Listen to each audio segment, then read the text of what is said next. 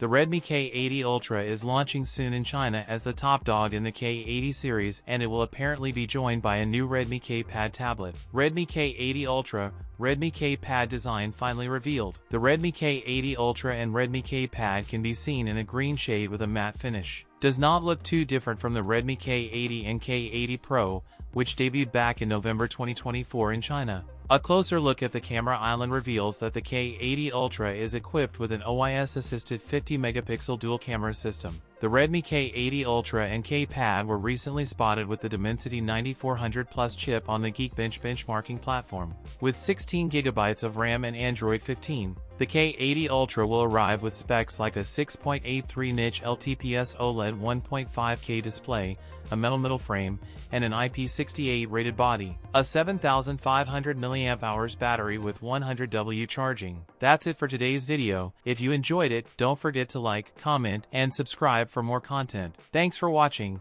and I'll see you in the next one.